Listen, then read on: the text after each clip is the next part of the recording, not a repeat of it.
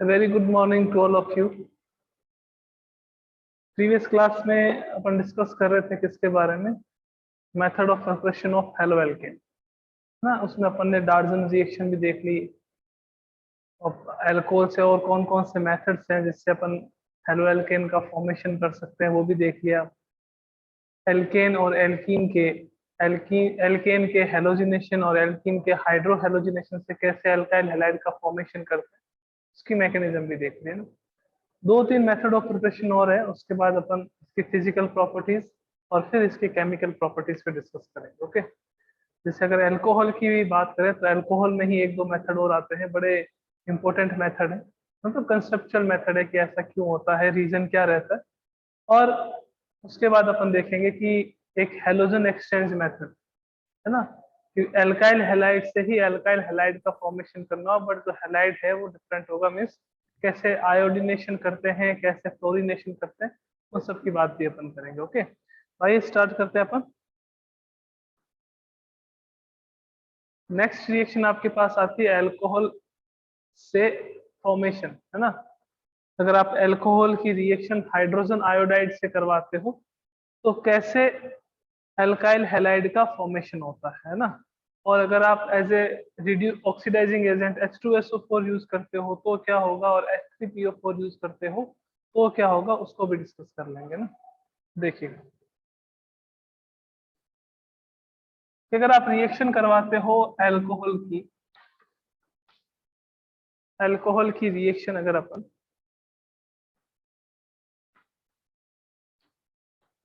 NaBr के साथ करवा देते है ना, NaBr के साथ इन द प्रेजेंस ऑफ, चलो Na के साथ करवा देते हैं ना, Na के साथ करवा देते हैं in the presence of H3PO3।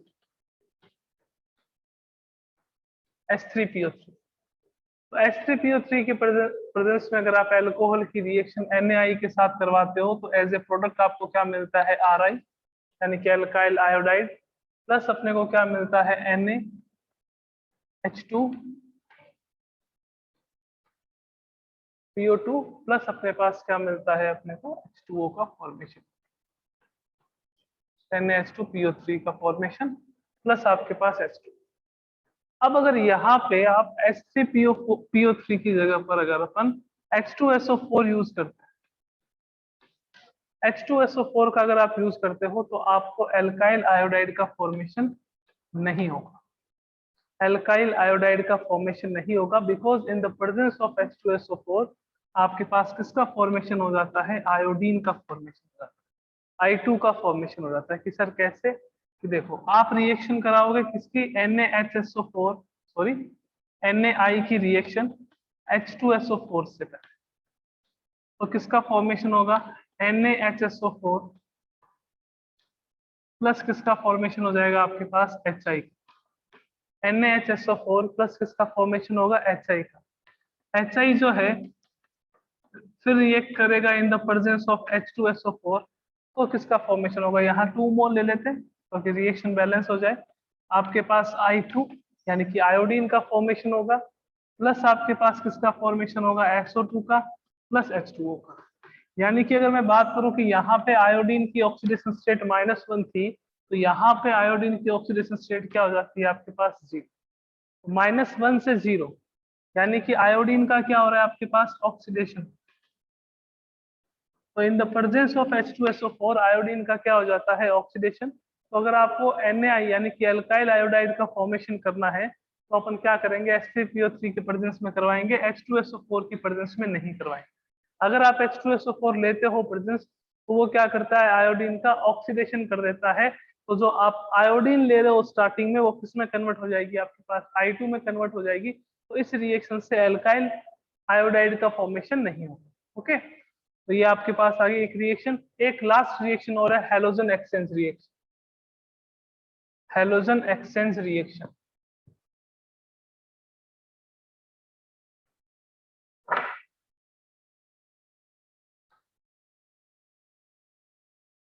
Halogen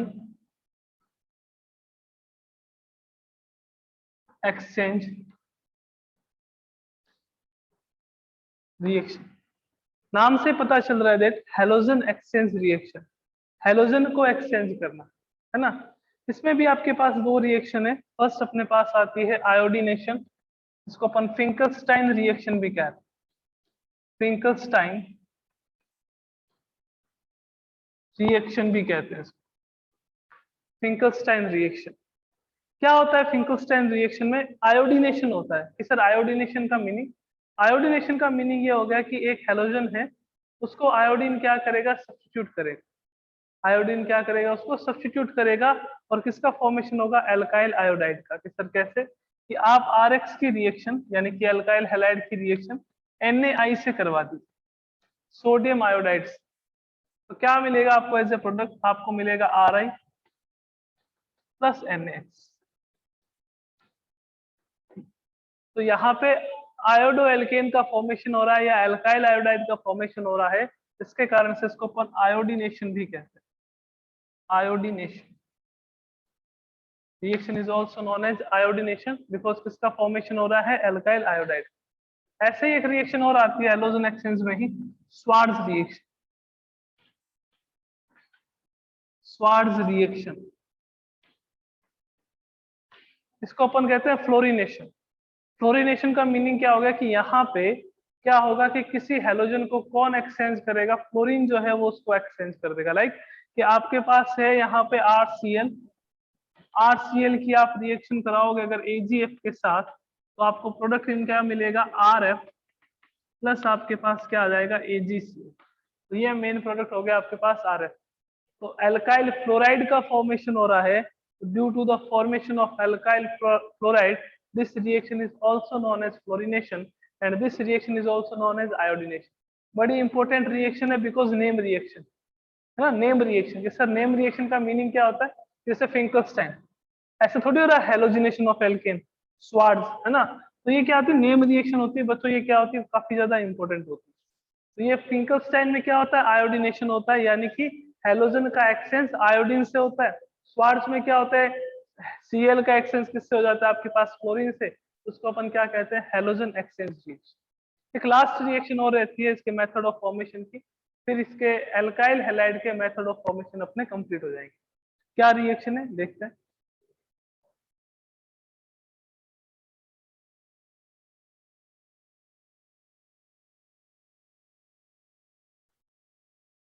हुस्डीकर reaction, बहुत अच्छे अच्छे नाम है बच्चों, बहुत अच्छे, आगे जाके और अच्छे नाम आएंगे। हुस्डीकर रिएक्शन,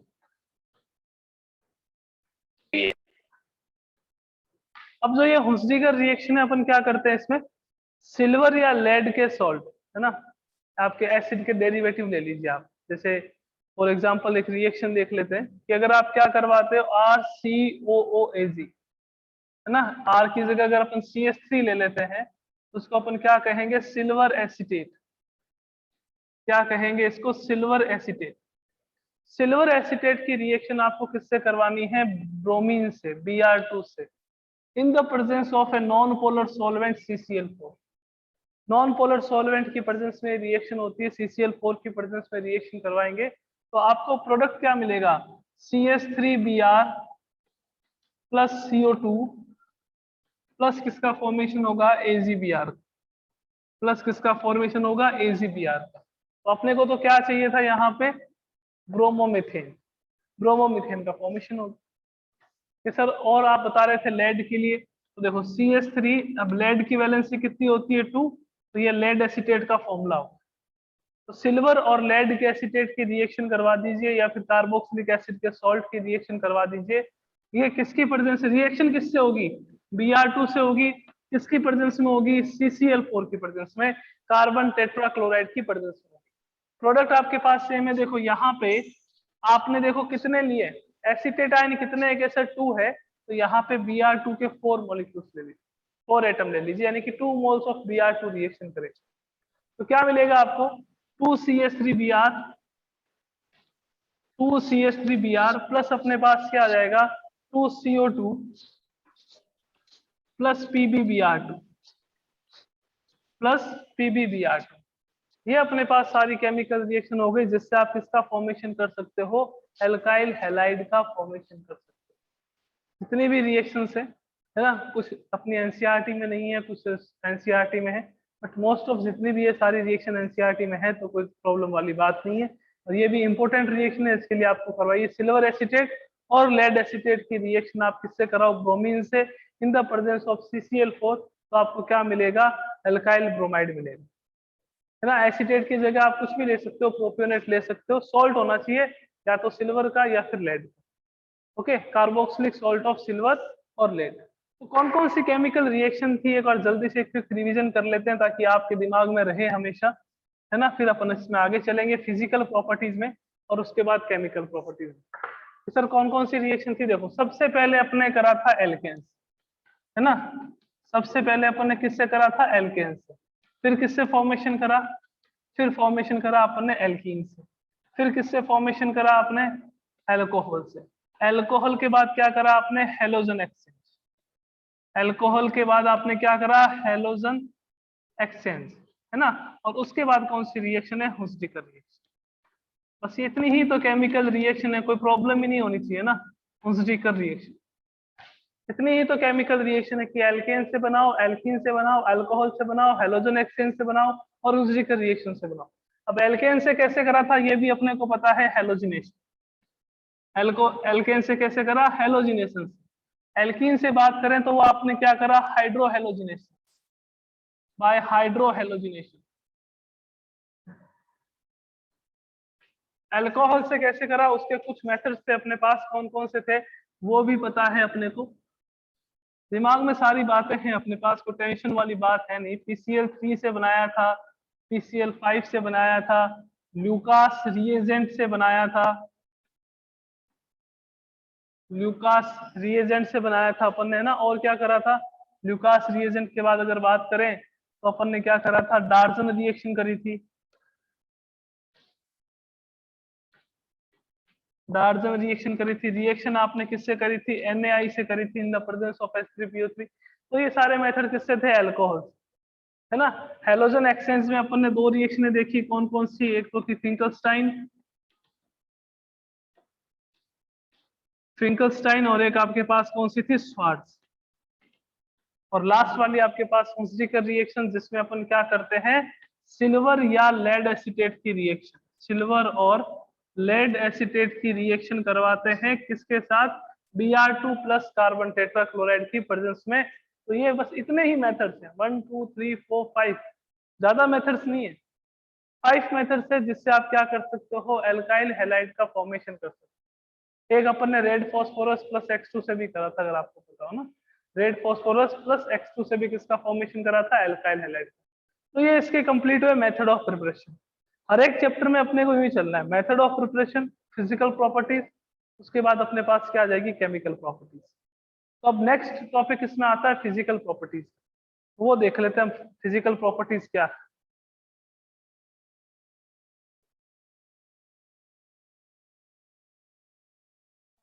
तो ये अपने पास मेथड ऑफ फॉर्मेशन हो गया। नेक्स्ट टॉपिक अपने पास आता है physical properties.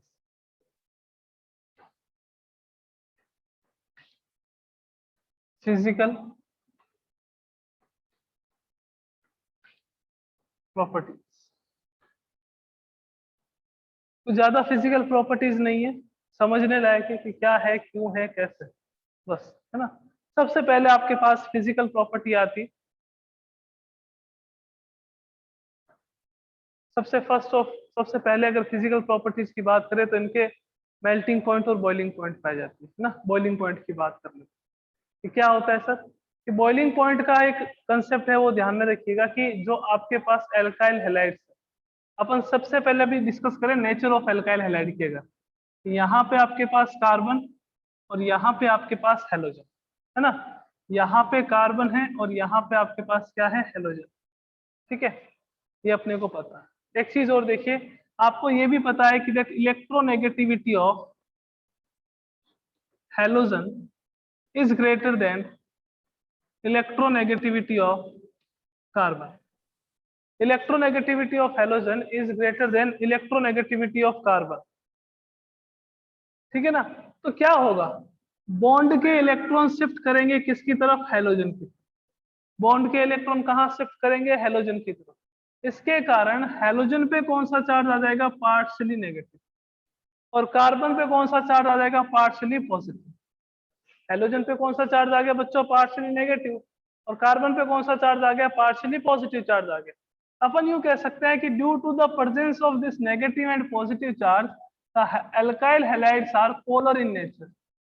Alkyl halides are polar in nature. Okay, अब इनके क्या है, मेल्टिंग पॉइंट और बॉइलिंग पॉइंट। इनके अगर बॉइलिंग पॉइंट की बात करें तो इनका जो बॉइलिंग पॉइंट है अपन कंपेयर करेंगे with respect to lower member, जो आपके पास एल्केन है, एल्कीन है, एल्काइन है। तो इनका जो बॉइलिंग पॉइंट है वो with respect to alkane, alkene, alkyne means hydrocarbon से हमेशा क्या होता है, ज्यादा होता है। किसके कारण से ज्यादा होता है, because of polar nature, because of polar nature. तो इनका जो बॉइलिंग पॉइंट है, boiling point of alkyl halide is greater than boiling point of hydrocarbon. अब ये मत ले लेना कि सर नंबर ऑफ कार्बन हम डिफरेंट ले लेते हैं, नंबर ऑफ कार्बन सेम है ना। जैसे इसमें 3 कार्बन है तो इसमें भी 3, इसमें 4 तो इसमें भी आपके पास 4 कार्बन होने चाहिए, तब की कंडीशन बता रहा हूँ कि एल्काइल हैलाइड का जो बॉइलिंग पॉइंट है वो ज्यादा होता है किससे, हाइड्रोकार्बन के बॉइलिंग पॉइंट से। उसका रीजन क्या होता है, that alkyl halides are polar in nature because of difference of electronegativity between the carbon and halogen. Carbon और हैलोजन के बीच में जो इलेक्ट्रोनेगेटिविटी का डिफरेंस है, इसके कारण से ये पोलर नेचर के होते हैं, और यही रीजन है कि आपके पास ये जो एल्काइल हैलाइड है इसका बॉइलिंग पॉइंट क्या होता है, ज्यादा होता है। अब देखते हैं सेकंड एक और बात कि सर चलो ये तो ठीक है, हाइड्रोकार्बन से तो ज्यादा है, बट अपने ग्रुप की बात कर लो, अपने ग्रुप में क्या रहता है सर, तो देखते हैं अभी अपने ग्रुप में क्या रहता है। अपने ग्रुप की बात करें इनके खुद की, तो जिनका जो बॉइलिंग पॉइंट है हमेशा ध्यान रखिएगा वो डायरेक्टली प्रोपोर्शनल होता है किसके, मॉलिक्यूलर मास। किसके प्रोपोर्शनल होता है, मॉलिक्यूलर मास के। ओके, कि सर कैसे, मैंने कहा जो मॉलिक्यूलर मास है वो डायरेक्टली प्रोपोर्शनल होता है किसके, van der Waals force of attraction, van der Waals force of attraction. जैसे जैसे आप मॉलिक्यूलर मास इंक्रीज करोगे, अगर आप मॉलिक्यूलर मास इंक्रीज करते हो एल्काइल हैलाइड्स का, तो क्या होता है, van der Waals force of attraction भी इंक्रीज होता है। Van der Waals force of attraction increase होगा तो आपके पास बॉइलिंग पॉइंट भी क्या होगा, बॉइलिंग पॉइंट भी क्या हो जाएगा आपके पास, इंक्रीज। ठीक है, तो बॉइलिंग पॉइंट एक तो इस पर डिपेंड करता है। क्वेश्चंस बहुत अच्छे बनते हैं बॉइलिंग पॉइंट पे, आप चाहे हेलो एल्केन हेलोएरिन की बात कर लो, या फिर आप चाहे आगे एल्कोहल फिनोल ईथर की बात कर लो, या एल्डिहाइड कीटोन की बात कर लो, है ना। आपको कंसेप्ट यही मिलेंगे कि that boiling point is directly proportional to the molecular mass, because the molecular mass is directly proportional to the van der Waals force of attraction. Means कहने का मीनिंग क्या है कि अगर मॉलिक्यूलर मास जैसे जैसे आप इंक्रीज करते हो, फोर्स ऑफ अट्रैक्शन भी क्या होता है, इंक्रीज, और फोर्स ऑफ अट्रैक्शन अगर इंक्रीज होगा तो बॉइलिंग पॉइंट भी क्या हो जाएगा, इंक्रीज। सेकंड कंसेप्ट एक और ध्यान में रखिएगा कि बॉइलिंग पॉइंट जो है वो इनवर्सली प्रोपोर्शन होता है किसके, ब्रांचिंग के। बॉइलिंग पॉइंट जो है वो इनवर्सली प्रोपोर्शन होता है ब्रांचिंग के। ब्रांचिंग, अगर आपके पास मान लीजिए कि एक ही हैलोजन के बहुत सारे मेंबर हैं, तो आप ये भी देख सकते हैं कि जैसे जैसे वहां पे ब्रांचिंग इंक्रीज होगी तो बॉइलिंग पॉइंट क्या हो जाता है, डिक्रीज।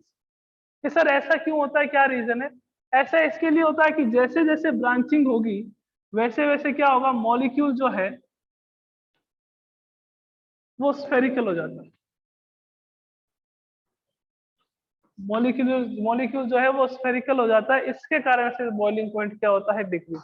कि सर एग्जांपल, तो देखो एग्जांपल देखो, CH3 CH2 CH2 CH2 और यहाँ पे आपके पास आ गया Br। ठीक है ना, नंबर ऑफ कार्बन 4 है, यहाँ पे हेलोजन में ब्रोमीन, यहाँ आपके पास आ गया CH3 CH CH3 CH2 और यहाँ आपके पास आ गया Br। Number of carbon atoms वहां पे भी कितने हैं, 4 है, और दूसरा क्या है वहां पे ब्रोमीन, है ना।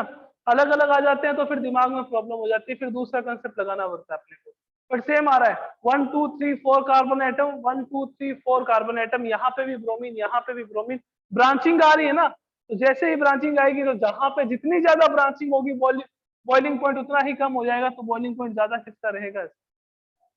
बॉइलिंग पॉइंट ज्यादा किसका रहेगा? इसका रहेगा। अब आपके पास नंबर ऑफ कार्बन सेम आ जाए, पर ऐसे एक में फ्लोरीन आ गया, एक में आपके पास क्या आ गया? क्लोरीन आ गया, एक में ब्रोमीन आ गया, एक में आयोडीन आ गया, देन आयोडीन वाले का बॉइलिंग पॉइंट क्या रहेगा? सबसे ज्यादा रहेगा। आयोडीन वाले का बॉइलिंग पॉइंट क्या रहेगा? सबसे ज्यादा रहेगा, और क्लोरीन वाले का सबसे कम रहेगा, because boiling point is directly proportional to the molecular. Okay, चले आगे, आइए देखते हैं नेक्स्ट। आपको एनसीईआरटी में भी क्वेश्चंस मिल जाएंगे जो नेक्स्ट प्रॉपर्टी में करवा रहा हूँ उसके, है ना, एक्सरसाइज में गिवन है। और वैसे आप सबको पता है, आप सब कैलकुलेट कर सकते हो। नेक्स्ट प्रॉपर्टी की अगर बात करें, डाइपोल मोमेंट। सबसे पहले कि डाइपोल मोमेंट क्या एक्सप्लेन करता है? Dipole moment explain about the ionic character in covalent compound. अपने को पता है कि जितने भी ऑर्गेनिक कंपाउंड है सारे के सारे कोवेलेंट कंपाउंड है। तो उन कोवेलेंट कंपाउंड में आयोनिक कैरेक्टर को कौन एक्सप्लेन करता है? डाइपोल मोमेंट, है ना। और डाइपोल मोमेंट एक क्या है? वेक्टर क्वांटिटी है, ये भी आपको पता है, वेक्टर क्वांटिटी। डाइपोल मोमेंट क्या है? आपके पास एक वेक्टर क्वांटिटी है ना। डाइपोल मोमेंट को रिप्रेजेंट किससे करते हैं? म्यू से। और फॉर्मूला क्या होता है इसका? Q into D. क्यू आपके पास चार्ज है, डी आपके पास क्या है? डिस्टेंस। ओके, अब इससे तो अपन किसी का डाइपोल मोमेंट कैलकुलेट करना है तो अपने को तो डायरेक्शन देखनी पड़ेगी कि सर कैसे। मैंने कहा जैसे ये कार्बन, ठीक है ना, यहाँ आपके पास Cl, यहाँ आपके पास Cl, यहाँ आपके पास Cl, और यहाँ आपके पास Cl। I am talking about the CCl4। तो ये भी आपको बात दिमाग में होनी चाहिए कि अगर आपके पास सेंट्रल एटम से जो एटम बॉन्डेड है, जो सराउंडिंग एटम, ये जो सराउंडिंग एटम है, अगर इसकी इलेक्ट्रोनेगेटिविटी ज्यादा होती है तो डायपोल की डायरेक्शन उसी डायरेक्शन में हो जाती है।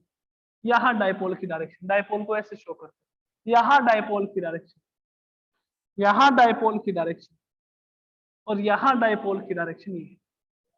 तो देखो, ये ऊपर इलेक्ट्रॉन को खींच रहा है, अट्रैक्ट कर रहा है, ये नीचे खींच रहा है, दोनों एक दूसरे के अपोजिट जा रहे हैं, अपोजिट जा रहे हैं। तो आपके पास यहाँ पे डायपोल इनका कम हो गया। इन दोनों की बात करें तो ये दोनों भी अपोजिट जा रहे हैं, तो मिस ओवरऑल अपन यूं कह सकते हैं कि इस स्ट्रक्चर के लिए म्यू की वैल्यू क्या रहेगी? 0, बिकॉज वो इलेक्ट्रॉन जा रहे हैं, है ना। इलेक्ट्रॉन्स हमेशा कहां से आते हैं? Low electronegativity to high electronegativity, low electronegativity to high electronegativity वाले एटम की तरफ जाते हैं। तो कार्बन और क्लोरीन में इलेक्ट्रोनेगेटिविटी किसकी ज्यादा है? क्लोरीन की। तो इलेक्ट्रॉन किस डायरेक्शन में जाएंगे? क्लोरीन की डायरेक्शन में। डायपोल को ऐसे शो करेंगे कि सर CH3 आ गया, तो देखो Cl, यहाँ पे H आ गया, यहाँ पे Cl आ गया, यहाँ पे Cl आ गया। अब क्या होगा? हाइड्रोजन की इलेक्ट्रोनेगेटिविटी कम है तो हाइड्रोजन कहेगा अपने इलेक्ट्रॉन तो कार्बन के पास जाएंगे, ये इलेक्ट्रॉन कहाँ जाएंगे? ये क्लोरीन के पास जाएंगे। ये यहाँ पे क्लोरीन के पास, और ये कहाँ जाएंगे? यहाँ पे ऊपर क्लोरीन के पास। तो कंपेयर करें इन दोनों के डायपोल मोमेंट को, तो डायपोल मोमेंट किसका ज्यादा होगा? डायपोल मोमेंट किसका ज्यादा होगा? CH3Cl3 का, यानी कि क्लोरोफॉर्म का। क्यों ज्यादा होगा? बिकॉज जो आपके पास यहाँ पे एक हाइड्रोजन एटम है, उसके इलेक्ट्रॉन किसकी तरफ मूव कर रहे हैं? कार्बन की।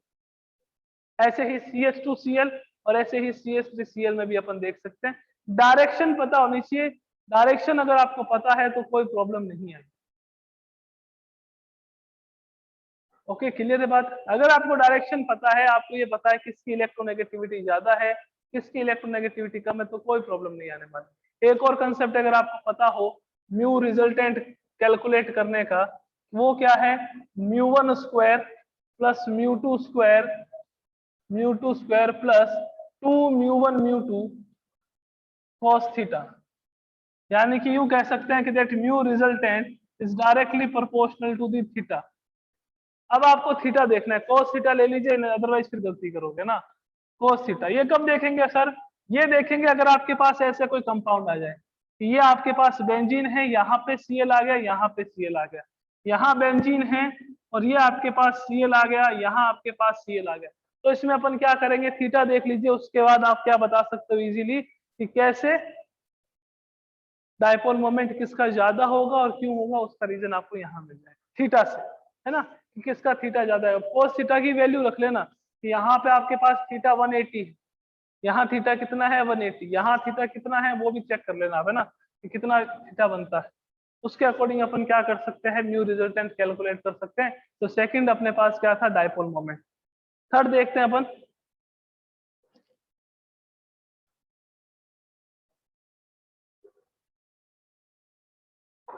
थर्ड प्रॉपर्टी अपने पास आ जाती है solubility.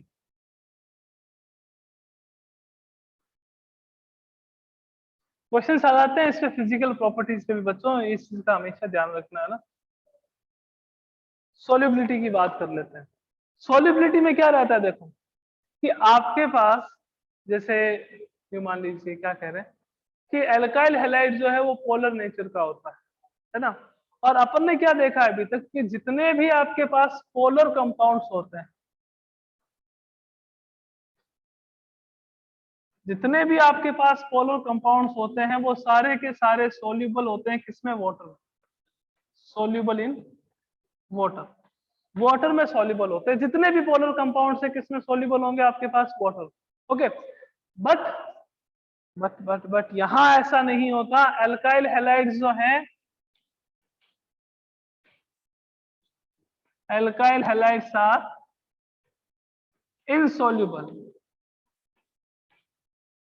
In water. Alkyl halides are insoluble in water.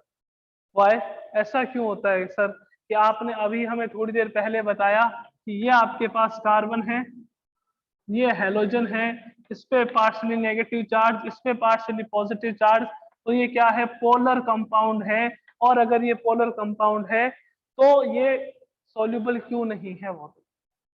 उसके दो एक रीजन है। क्या रीजन, देखो सबसे पहले कि इसके पास इतनी एनर्जी नहीं होती है कि ये H2O को डिसोशिएट कर दे, यानी कि H2O के बॉन्ड को डिसोशिएट करने के लिए, या यूं कह सकते हैं कि जो एल्काइल हैलाइड्स है वो क्या नहीं कर सकते, वाटर के साथ हाइड्रोजन बॉन्ड का फॉर्मेशन नहीं कर सकते। तो अगर हाइड्रोजन बॉन्ड का फॉर्मेशन नहीं करेंगे तो वो सॉल्युबल नहीं होंगे।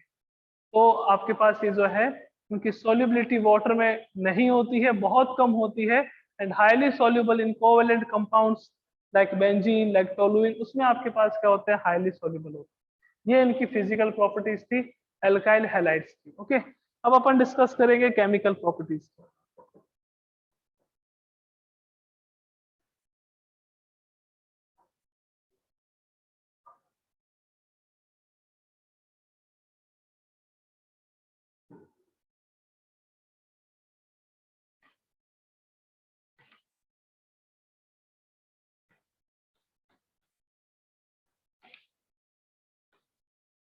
Chemical properties,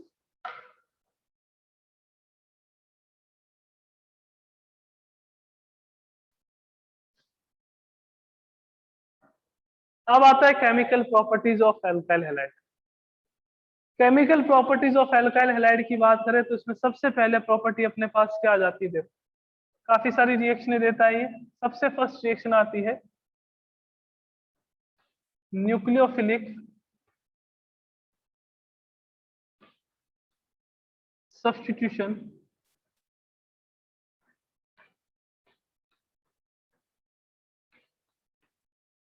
reaction.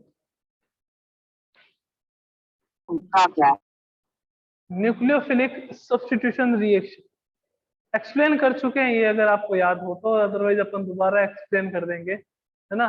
Nucleophilic substitution reaction, इसका मीनिंग क्या है कि अब हेलोजन ग्रुप का सब्स्टिट्यूशन होगा किससे, किसी न्यूक्लियोफाइल से। हेलोजन ग्रुप जो है उसका सब्स्टिट्यूशन होगा किसी न्यूक्लियोफाइल से। कि सर न्यूक्लियोफाइल क्या होता है, तो ये तो शायद आपको पता होगा। न्यूक्लियोफाइल अटैकिंग रिएजेंट है बच्चों, है ना। न्यूक्लियोफाइल ये क्या होता है, न्यूक्लियस लवर होते हैं। Nucleus lover,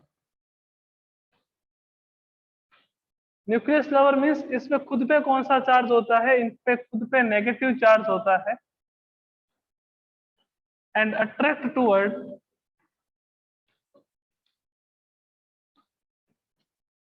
positive charge, positive charge की तरफ अट्रैक्ट होता है।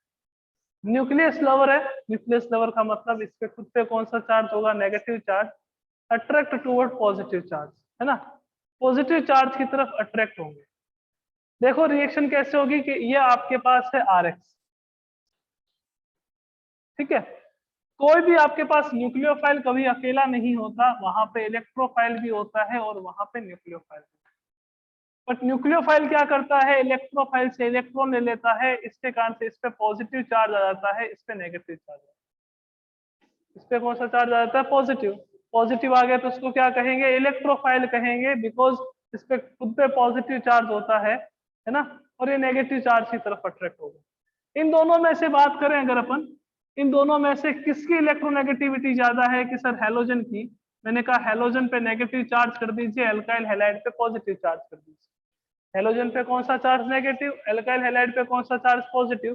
तो न्यूक्लियोफाइल दौड़ा दौड़ा भागा भागा कहाँ आएगा, वो आएगा पॉजिटिव चार्ज की तरफ, और किसका फॉर्मेशन करेगा, आरएन, किसका फॉर्मेशन करेगा, आरएनयू का। अब एनयू कुछ भी हो सकता है, OH माइनस हो सकता है ना, NO2 हो सकता है, CN हो सकता है, वो अपन डिस्कस करेंगे इनके केमिकल रिएक्शन में। तो ये आपके पास प्रोडक्ट का फॉर्मेशन है। अब यहाँ पे सब्स्टिट्यूशन जो है किसने करा है, कि सर न्यूक्लियोफाइल ने करा है। किसका करा है, हैलोजन का करा है। इसके कारण इसको अपन क्या कहते हैं, nucleophilic substitution reaction, means that chemical reaction in which halide group is substituted by any nucleophile known as nucleophilic substitution reaction. Okay, तो ये आपके पास है न्यूक्लियोफिलिक सब्स्टिट्यूशन रिएक्शन। अब ये दो टाइप की होती है, आपको पता है कौन कौन से टाइप की होती है। एक तो होती है आपके पास SN1, और एक अपने पास कौन सी होती है, SN2। यूनिमोलिकुलर, वन का मतलब होता है यूनिमोलिकुलर न्यूक्लियोफिलिक सब्स्टिट्यूशन रिएक्शन, और बायोमोलिकुलर न्यूक्लियोफिलिक सब्स्टिट्यूशन रिएक्शन। अब SN1 में क्या होता है, SN2 में क्या होता है, ये अपन डिस्कस कब करेंगे, कल की क्लास। तो कल अपन देखेंगे SN1 और SN2 की मैकेनिज्म, इसके कुछ एग्जांपल्स, और फर्दर जो और ज्यादा सॉरी और जो केमिकल रिएक्शंस हैं किसकी, अल्काइल हैलाइड्स की, लाइक आपके पास एलिमिनेशन रिएक्शन, लाइक अपने पास क्या आ जाता है, रिएक्शन विद मेटल्स, उसके बारे में भी अपन डिस्कस करेंगे। ओके बच्चों, मिलते हैं कल की क्लास में। Thank you so much.